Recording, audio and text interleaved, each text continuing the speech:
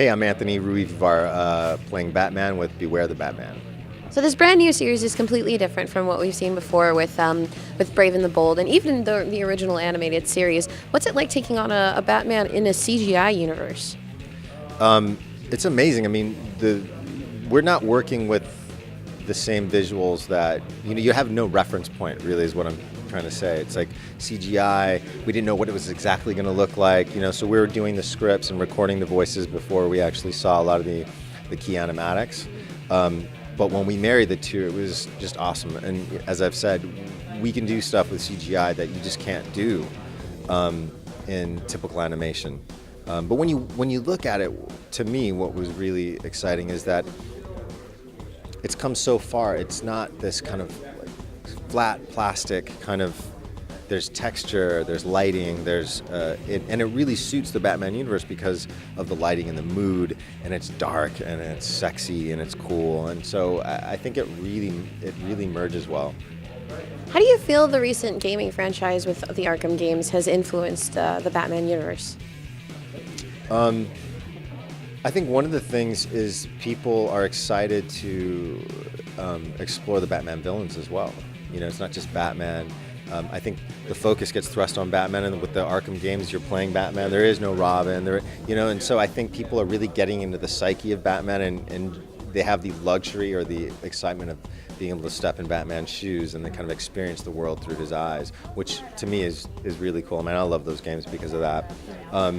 And you get to meet, like, in the game, you get to meet, like, Harley Quinn and Joker and Killer Croc and, like, battle these villains, you know what I mean? So it's like this epic storyline in one game. So I think, and the graphics are amazing too.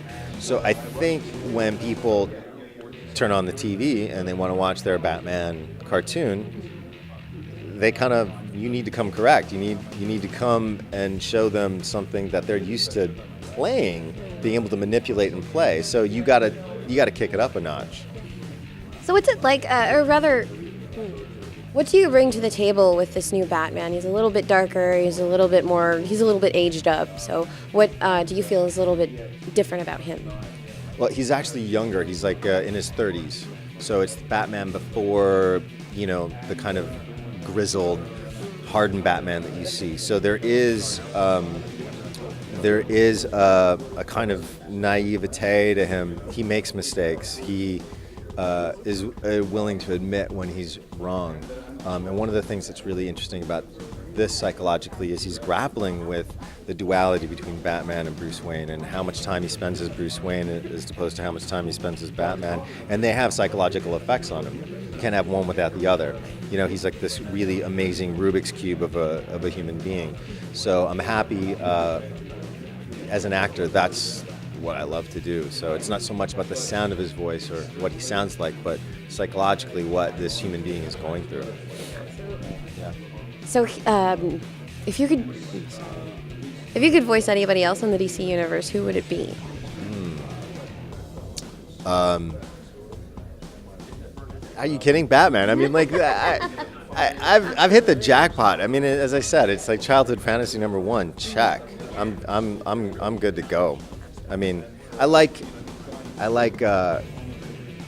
Green Arrow. I think he would be cool. He'd be fun. Flash would be fun. And then finally, can you give us a Batman line to go off on? I'm Batman.